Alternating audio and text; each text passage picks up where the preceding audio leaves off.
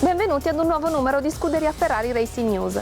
Comincia una serie di 4 Gran Premi in 5 settimane che saranno decisivi per il futuro della Scuderia Ferrari nella stagione 2011. Si parte da Valencia, un circuito cittadino. Chiediamo a Nicolas Tombasis, Chief Designer.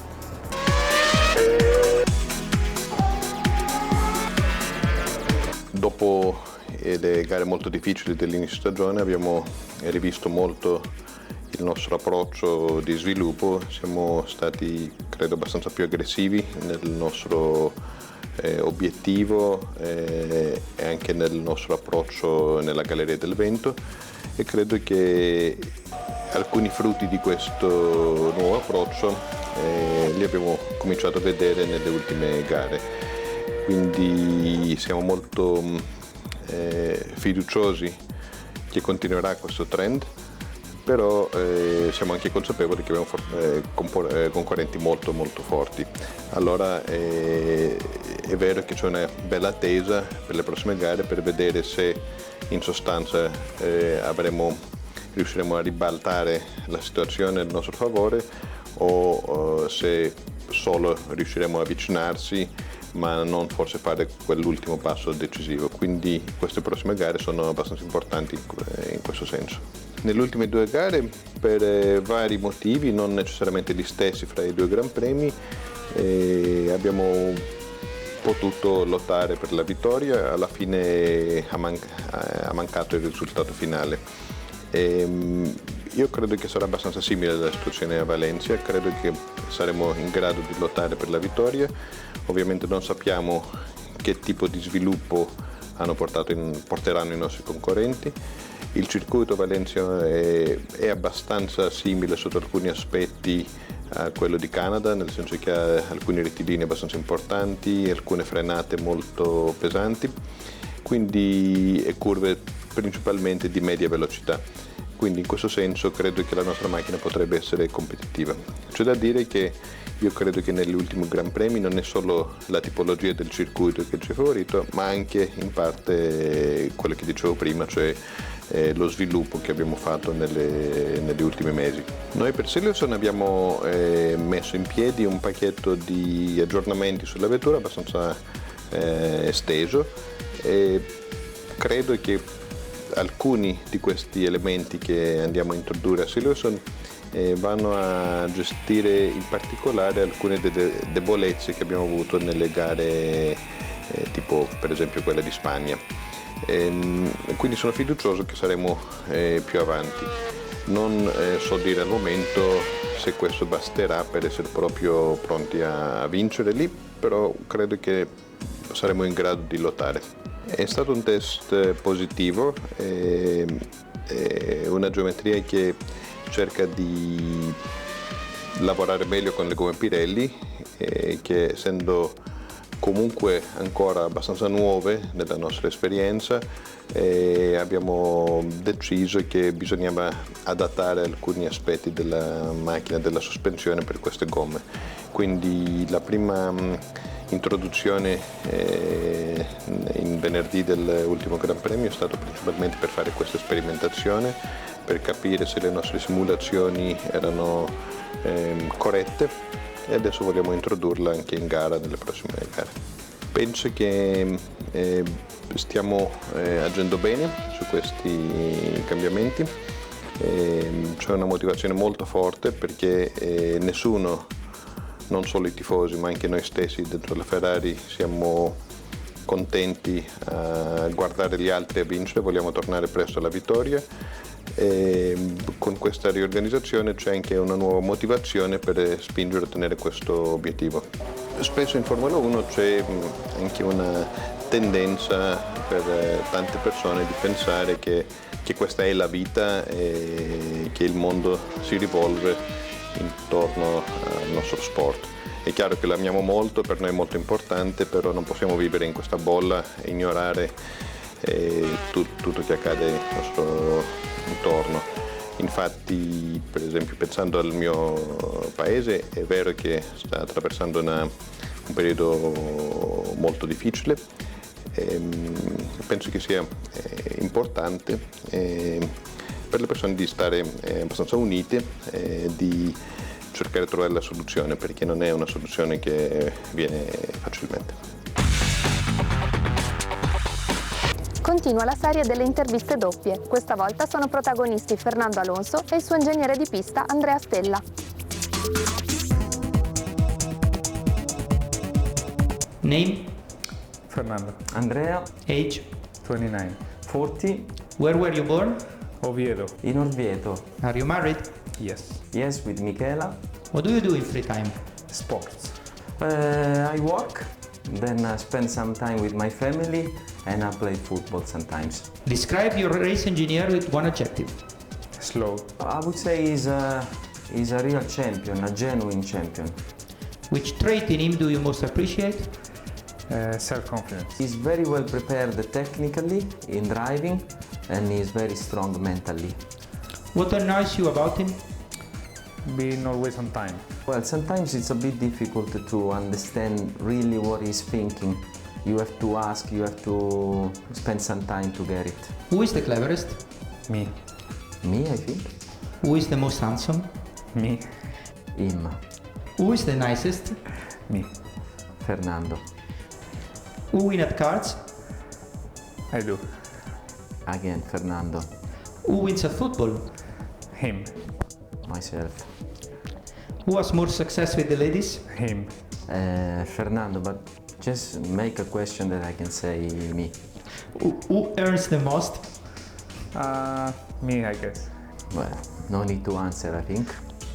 What is more important, the car or the driver? The car. I think it's difficult for a very good driver to win if the car is not good enough.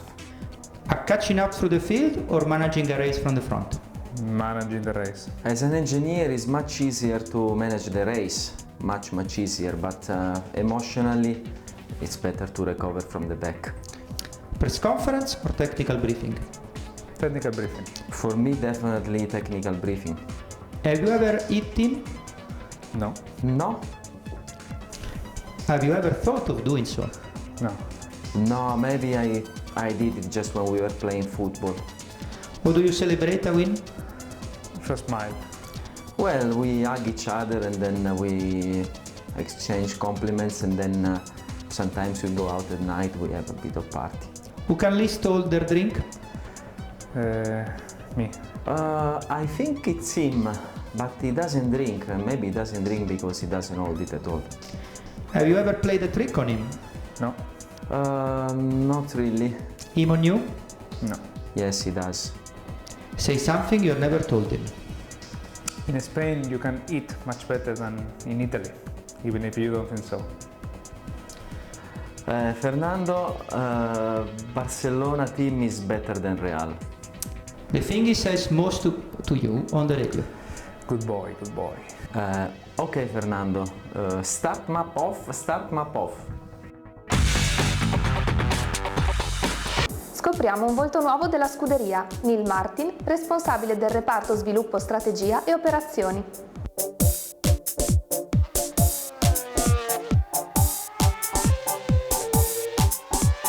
Operations research actually is the science of doing things better.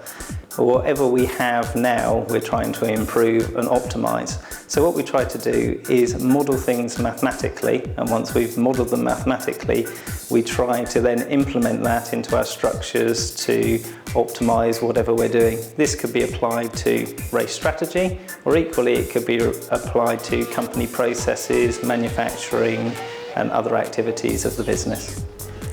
Race strategy for each season begins with when the technical regulations and sporting regulations are released, because that defines the physical parameters of the car. This year obviously we had the switch to Pirelli tyres and also DRS, and that then forms base parameters which shape the overall race.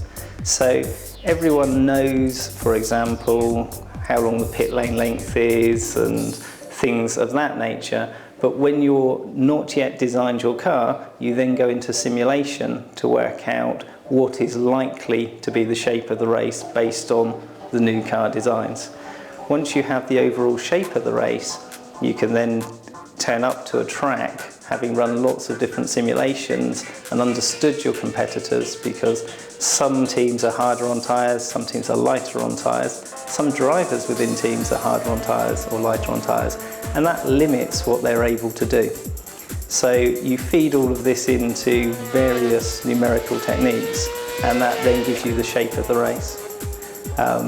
So about a week before the race, what happens is you look at whether it's going to be likely to be a 2 or a 3 stop, which is the initial thing that falls out of the systems. And then, given your competitiveness and your team's competitiveness, you can then look to see how much risk you wish to take going into any event. So teams that are closer to the top tend to take less risks, and teams that are further back benefit from more unlikely events as they take more risk geared into their strategies. Free practice 1 and free practice 2, we collect an awful lot of data on both ourselves and our competitors, and we see where they are strong and we are strong, and having got that information, we're then able to refine what we thought going into the race. So when you're running lots and lots of simulations, you then say, actually this section of the simulation is going to be valid, so you go into a lot more detail in that area of the race. This year is quite interesting because it's a lot more dynamic, there's a lot more going on. So the risk profile that you adopt not only changes from Friday, it changes all the way through the race. Those parameters are fed into the system, and as you said, there are some parameters you can plan for and some that you cannot. So what we do is we choose strategies which increase the likelihood of benefiting our cars. It doesn't necessarily benefit our cars because, as we saw in the last 2 races, we had 2 red flags.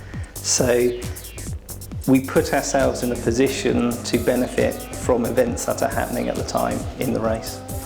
That's increasing this season compared to last season, because this year in particular, the tyres, they don't degrade gracefully when they hit the cliff, as everyone calls it. They go off by a number of seconds. So as a direct result of that, the feedback that's constantly coming from the driver is taken into consideration, not only what is attainable, but what he can attain. It's like any other variable, really. You take all of the inputs that come in at the given time, and with that information, you then have a look and make what you believe to be the best call at the given time. Interestingly, what you do after the race is you do a 360 or 180 examination. You look back at what you did, and you said, given all the inputs we had at the time, did we make the right call, or should we have made a different call?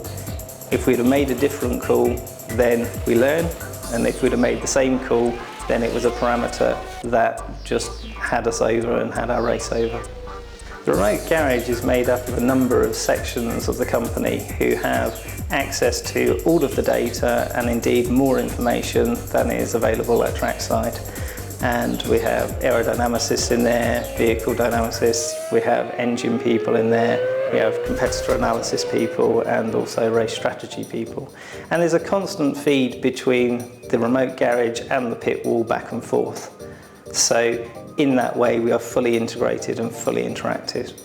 Both cars are in charge of their strategy, so the race engineers under normal circumstances would take inputs from race strategy and engine people to maximise the performance of the car.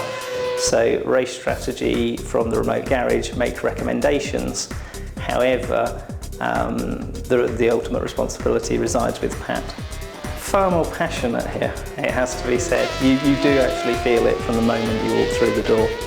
Everyone is warm and welcoming, and we are a racing team that goes racing, as opposed to a technology team that just happens to do racing every 2 weeks. You do get strong inputs from certain members of the team, but Pat and I are there, and we talk very frequently on the pit wall, so hopefully we combine the passion with the logic to come out with a better outcome. always been interested in sport and playing sport and watched it on the TV. And essentially, when you're very competitive as a person, going into a job which allows you to combine your sporting activities with a career is actually a very lucky position to be in. So for me, when I was at university, I had the opportunity to do a project with McLaren, and from that I was just seduced by Formula One and its opportunities. The tools will probably be very similar in all of the top teams. However, it's the degree of fidelity to which one is able to take it and exploit it and crucially interpret it. So typically you have raw simulations, you'll have some simulation which involves statistical techniques. The classic being used is Monte Carlo.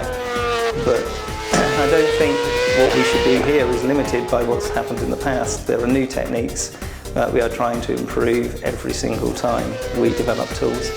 So the next generation of tools that we're developing here will hopefully be a cut above the rest. More for company strategy than race strategy, because with the absence of in-season testing, then you rely more and more on the simulator.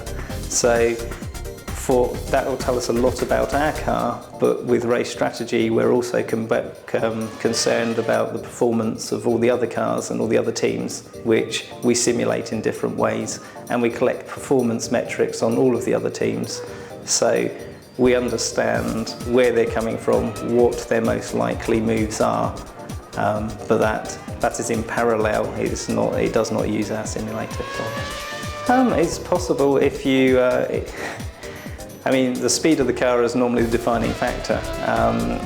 However, it's a constant dialogue going back and forth, and therefore whoever comes up with the right idea, whether that's in the remote garage or indeed on the pit wall, then that's the place it's going to happen. But it's a small part of a huge team event. I mean, a single driver error could cost you a victory even after a good strategy call. So it's a team event. I wouldn't like to isolate any individual or section which could win a race. You're more likely to lose a race. It's probably the way to phrase it. E anche per oggi era tutto. Arrivederci al prossimo Scuderia Ferrari Racing News.